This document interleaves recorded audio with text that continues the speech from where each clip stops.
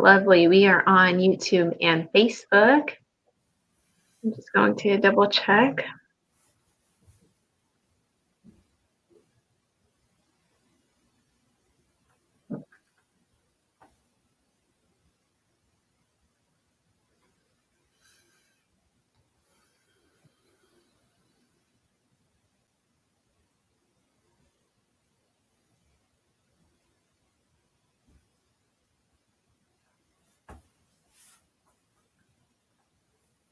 Okay, double check. Great.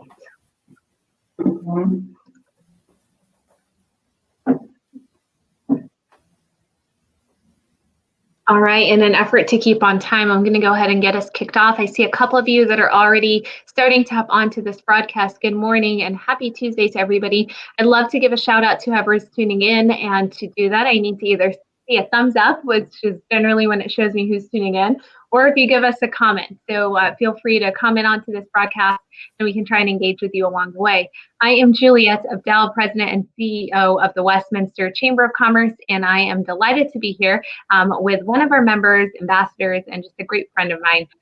But before I introduce him, I just want to go into some housekeeping. So you're back onto my page. Thank you for coming back and staying in tune with everything that's going on. I hope you continue to see value in these broadcasts and that you spread the word out in your network. You can do that by sharing these out onto your personal page, your business page, or just sharing the link. At the same time that we have this actually streaming on Facebook, we also have it on our YouTube channel, or for those that may not enjoy social media that you might know, please direct them to our resource hub. That's westminsterchamber.biz COVID-19-updates.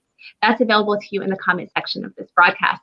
Now, if this is your first time on here, welcome, and I hope you stay until the end of this broadcast and you find it to be of value. Please make sure that you hit the like button and you hit the follow so that you can get notified when we go live in the future or when we post other items onto our Facebook page. You can also connect with us on our various platforms. That's Instagram and Twitter at Westy Chamber, and of course on LinkedIn at Westminster Chamber of Commerce.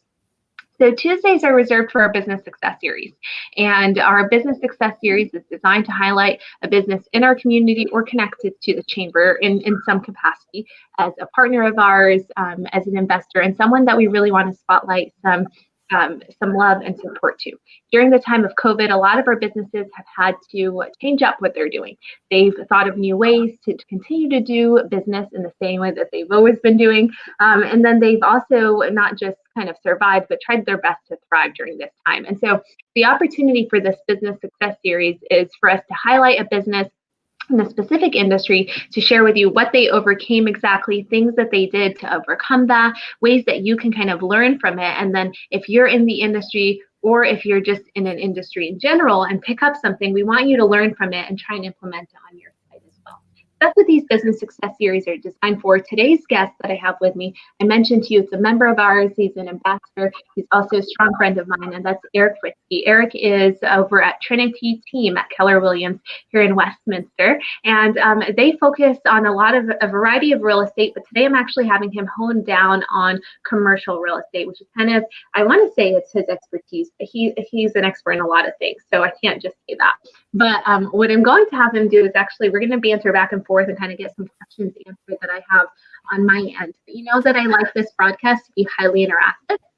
And for it to be interactive, I ask that you type in any comments or compliments or things that you hear that may have resonated with you, or if you have any questions in particular that you want us to ask about commercial real estate or about Eric in the current environment, please type those in, as we'll be taking those questions and comments up along the way. With that, I want to go ahead and get started then. And good morning to Dave Carpenter. I see you hopping on here with us.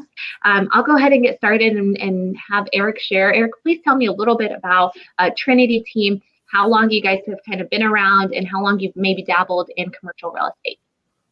Great. Thank you, Julie. I'd appreciate the introduction. So I started my career in '97, got licensed, entered into the real estate industry with my mentor and stepdad, actually. He was licensed in the '70s, and so I kind of grew up in the world, but learned the residential side for the first couple of years, and then really started diving more into the commercial side. It's been Gordon's specialty really since he started in the business. So him and I have grown in our individual careers. And then we decided to form Trinity Team about 10, 12 years ago now. It's been maybe actually about 12 or 13 years ago. And then we moved over to Keller Williams. It was 11 years in August. So we've really expanded the team to cover residential property management with HOA, commercial and residential management. And then what we personally specialize, as you mentioned, on the commercial real estate side. And that can be leasing for business owners. It can be purchasing. And then typically the big three are the retail, industrial, and office markets. So we've got some broad and vast experience in all of those. And I don't think I didn't have that idea about how long you'd been doing it or who had kind of ventured you into it. So I had no idea that it was kind of a family environment that you experienced before you moved in and took it over and kind of spearheaded that, which is astonishing to me that you were learning that far back, because I feel like you're not as old as you claim to be, but we'll leave it at that. So you've been around enough to see trends and changes in the market. And so what is the one thing that you noticed as soon as kind of COVID happened? How did that immediately affect you and commercial real estate in general, with transactions that you maybe have had in the queue or those that would have necessarily come online? Oh, that's a good question. One thing that comes to mind as you ask that question, we actually had an investment transaction in the queue, as you say, and it was for an investment property that was occupied by a beauty school. And we literally, I think, had closing set for somewhere right around the 1st of April. And as you can imagine, that was when things, hit, and the beauty school had to shut down and couldn't operate their business. And so we were pretty concerned about the transaction, being able to be completed. Fortunately, the investor was a seasoned investor, and they had the ability to allow the tenant to postpone or push back or defer their lease payments until later in the year when they could get back up and running again. And so then they were just going to amortize those payments over the remainder of the term of the lease at least for this year. That was the plan. So we were able to hold that deal together and get it closed. And I think it's still going to be a positive outcome for not only the seller, but now the new buyer and operator. And we happen now to be able to continue to manage that property as well. So it was a good situation, but there was just obviously a lot of unknown going into everything shutting down. And so really what we just had to do is stay, very proactive and continuing our efforts through our marketing and our the people that we know our professional connections, like you in the Westminster Chamber, stay engaged with our partner resources that helped us think outside the box and come up with different programs to stay relevant and proactive, as I said. So absolutely, I think that's key, especially during this time, right? There's so much that's going on. You're still wanting to be on top of it and to be at the top of mind. But I'm glad you shared that example and that story where in that particular instance, that person had a little bit of a leeway. So it still continued through, regardless of kind of what was going on. I see Brian Head and Shelly. Good morning to you both. Thank you for hopping on. We have Eric Fritzke here from Trinity Team at Keller Williams sharing about commercial real estate and how that market has been affected by COVID. What are some things they did to pivot that? And I'm sure, Eric, that the shock of kind of the pandemic itself was something earlier on, but then there's also the aftershock waves, right? So that initial resulted in some ripple effects or ripple waves that came in. Are you seeing a difference this time of the year as opposed to last year, as far as, the sites that you would have potentially had available, or the number of folks that are interested in looking at those available properties? Yeah, most certainly. One example I can think of is we have a property on the market that is 100% investment property.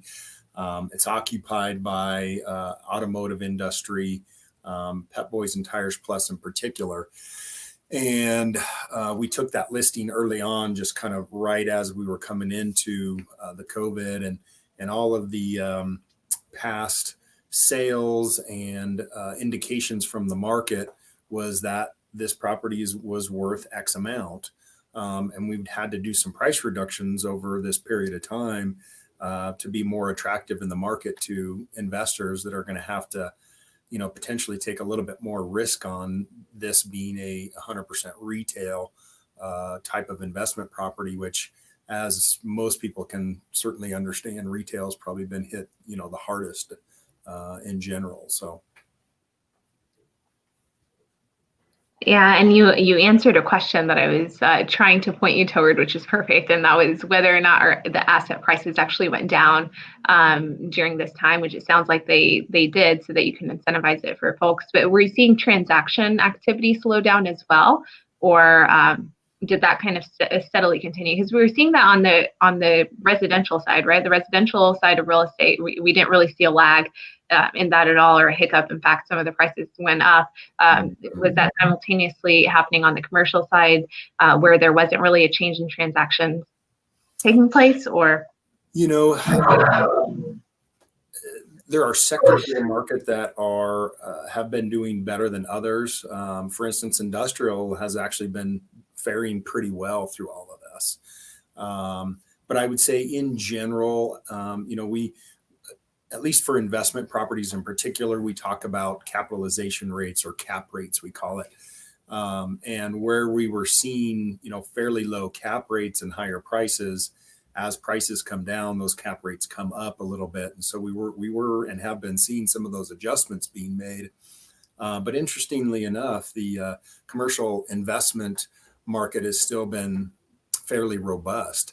And I think part of it is that Colorado is still a pretty attractive market to be in and to invest in. I mean, as you indicated, the residential market is a great indicator of that, right? I mean, we've seen statistics and activity in the residential market be, that to the level of even just 2 or 3 years ago, where inventory's crazy low and activity is very high, demand's very high. So that's an indication, I think, that business is still pretty strong here in our Colorado Denver metro market. And therefore, at least as of now, we're still seeing businesses that went into this with, some strength and stability, surviving and still doing well through much of this. And that's one thing that's another point that I wanted to touch on. But with the transition that's happening in terms of workforce, right? And so we're seeing a lot of businesses that have now more of the remote workforce. We're seeing more that have transitioned to online and just kind of reinvented the way that they're doing business. How does that, or how do you envision that will change kind of your industry in general, right? Especially when you look at the retail sector, or you're looking at some of those office settings that may not necessarily be using those spaces that they're used to before. From a business standpoint, or from commercial real estate standpoint? From a commercial real estate standpoint. Yeah. One of the things that we've done recently is to bring on a new marketing platform that to really increase the exposure that we were giving to the properties that we had listed, again, whether it be for sale or for lease. That way, not only were we getting, more eyes on the properties that we were working for our sellers and our landlords from a local, and also a national standpoint. So that was one thing that we looked at shifting to and saying this makes sense for that reason. So I think historically commercial real estate has been less, I think, accessible to the public, where now we're starting to push more of our marketing efforts out to the general public, so that they can have access more readily available, similar to what the residential market has seen over the last 5 to 10 years, where the access to property information was mostly just with agents, right? Now it's much more accessible to the general public. How do you see the commercial real estate really just kind of coming out of this?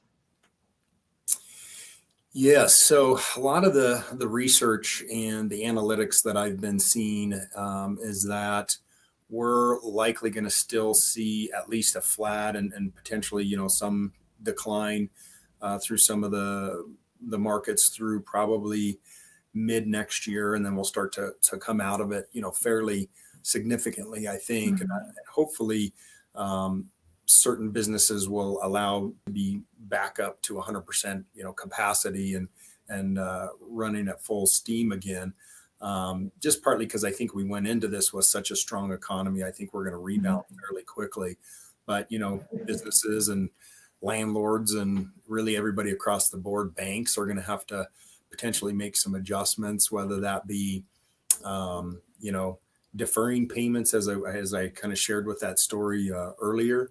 Or, I know a lot of banks will have to potentially redo some loans, do some loan modifications. That may be some things that we see. But I'm fairly certain we haven't certainly seen the full fallout effect of all of this. Right. I guess I'm more hopeful that we'll rebound quickly and make adjustments so that it won't be as significant as kind of the 08-09 downturn. Absolutely. And I've seen some of that as well in some of the research I've done on the industry, is that they have that somewhat optimistic because there are so many asset classes, right? And so often when people are looking at commercial real estate, they're just thinking from one lens, and there's several different layers to it. So to that end, do you think that there's specific asset classes that would come out quicker than the rest? Yeah, as I mentioned before, I think industrial staying pretty strong through this, and I think they'll stay strong through whatever part of the market will maybe continue to decline or be flat. So industrial is certainly a highlight. Right now with as many people still, the net migration of people moving into our Denver metro area, multifamily is still pretty desirable.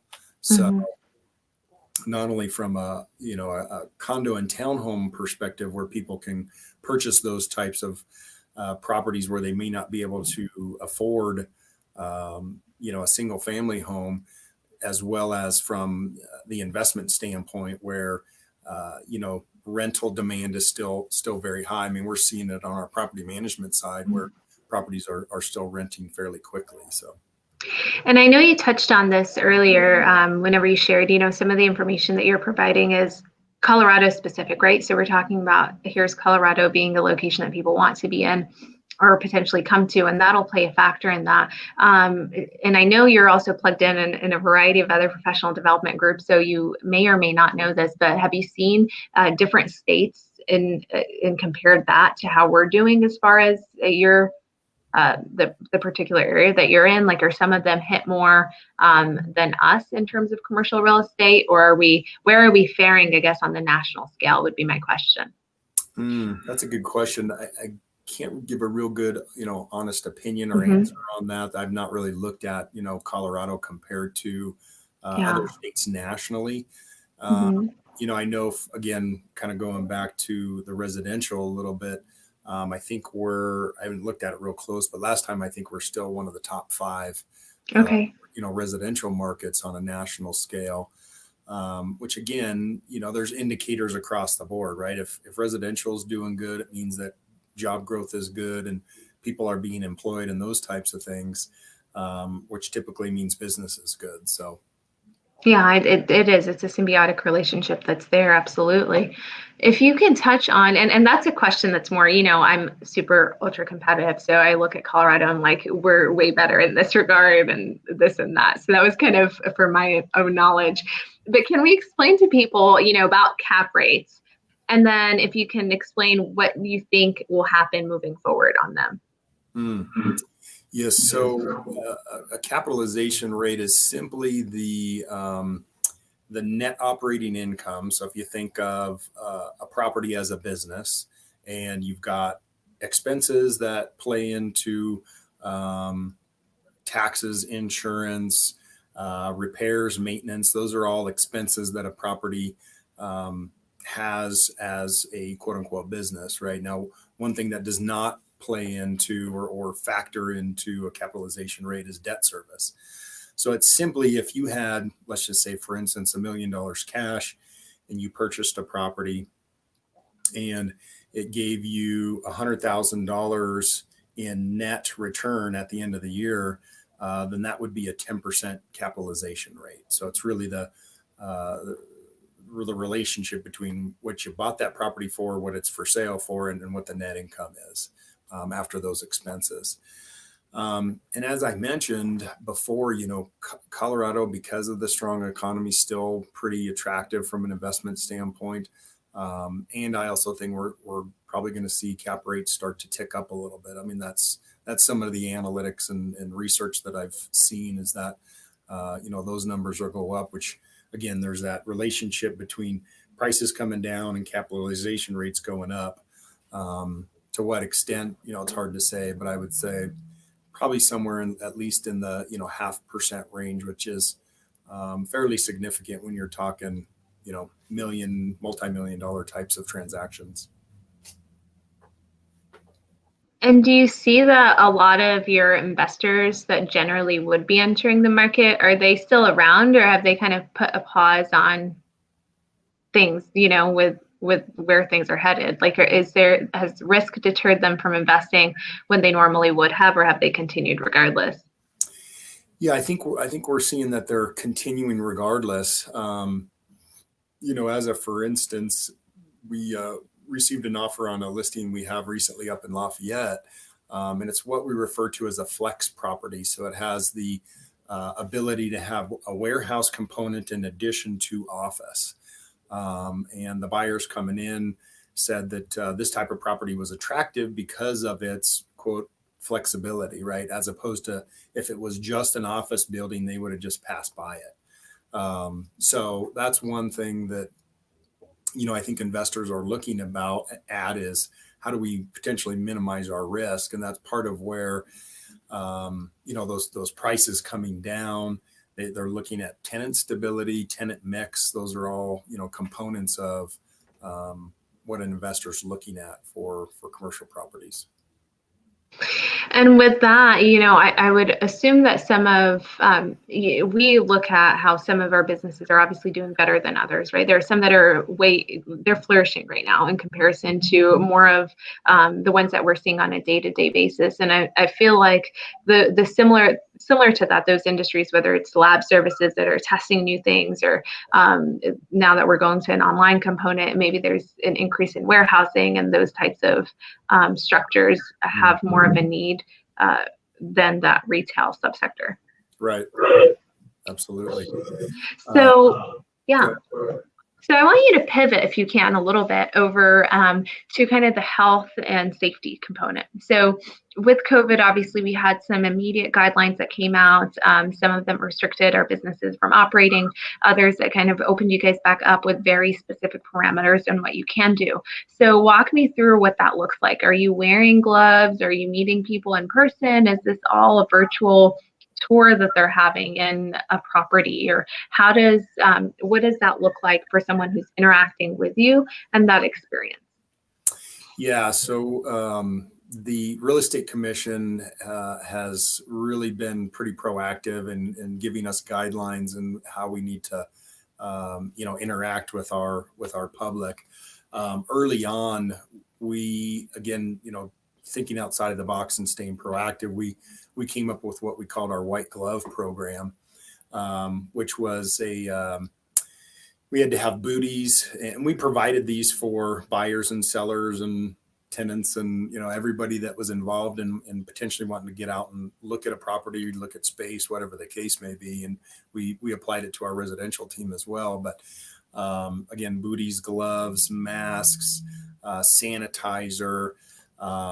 We even had some disinfecting partners that we brought on board to, potentially be able to clean a space or a house, to go through and spray and disinfect properties as need be. So those are some of the things that we've done and are continuing to offer and do for our clients. And so that's been valuable to be able to help kind of, ease some of people's concerns with getting back out into public and interacting with others and spaces. So. Are you seeing that people are coming out to you guys in person, or are they more of the virtual that they've kind of stuck around with that option instead? Yeah, I would say for the most part, so we've done both in that we see people, I think more so now, getting out and be more interacting in person. And we've also made sure that they can, see the properties online, have good pictures, videos, layouts of space or properties, so that if somebody doesn't want to go out and look in person, then they have the ability to see it online from multiple different aspects.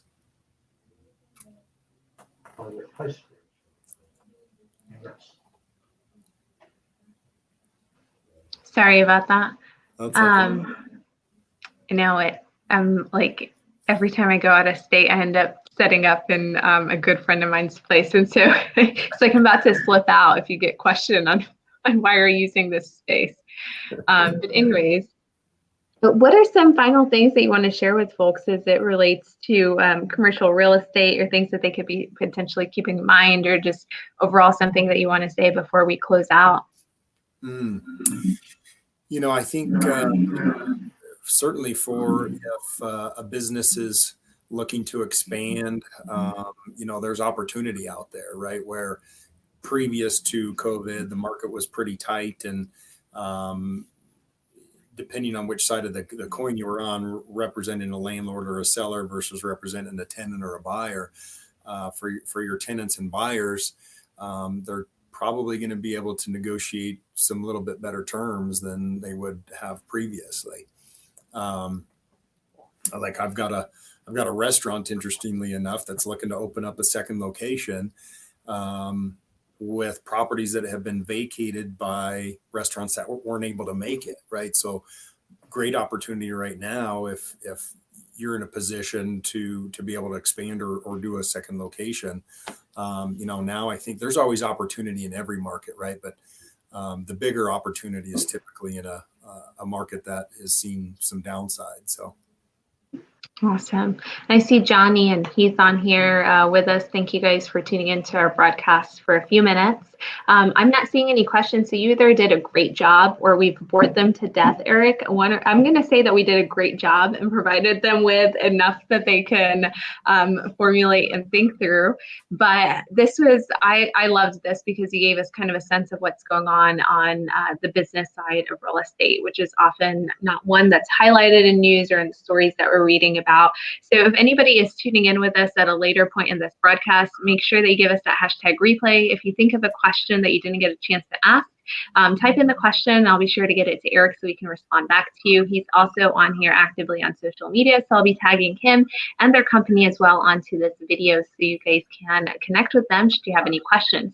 If you found this broadcast of value, I do suggest that you share this out with your folks. But before I close out, I want to highlight that I will be back on here tomorrow. We are changing up our time tomorrow to 4 p.m. I mentioned to you guys that if we don't do an 11 a.m., sometimes we do a 4 p.m. So this will be one of our 4 p.m. time blocks for tomorrow, the 14th. We actually have with us the PATH Colorado. So it's our Partnership for Accountability, Transparency, and Healthcare, which educates basically the public and policymakers about hospitals and health in Colorado. So they'll be speaking to us tomorrow for an hour around 4 o'clock. So if you're interested in learning more, especially about the hospitals and healthcare system in Colorado during this time, I'd ask that you tune in. Most of you are aware that Colorado is ranked 5th in the entire nation for providing overall quality healthcare in our state. So it's tremendous, but the work that they do will be shared tomorrow, and you can ask questions of our guests around 4 o'clock, 4 to 5 for our broadcast. I also see Councillor Seymour has chimed in and shared, have a great Westminster day, hang in there, Westminster businesses. Appreciate that, Councillor Seymour, and I hope that you were able to glean some of what's going on in our commercial real estate market. It definitely is a good indicator, pulse-wise, on which businesses are doing well and which ones are not so, not so. And sometimes it's not the ones that we're thinking of, right? So we know overall that our restaurants, our retail, and obviously our hospitalities are not. Then we've got the other side where our warehousing is up. We've got our science sector that's kind of up through that lens as well. So it's interesting to see what that's split into. But I thank you guys for tuning into our broadcast for 30 minutes. And of course, Eric, I appreciate you for taking my rapid fire questions. Stay on here with me as I exit out. Thank you so much. Have a great day.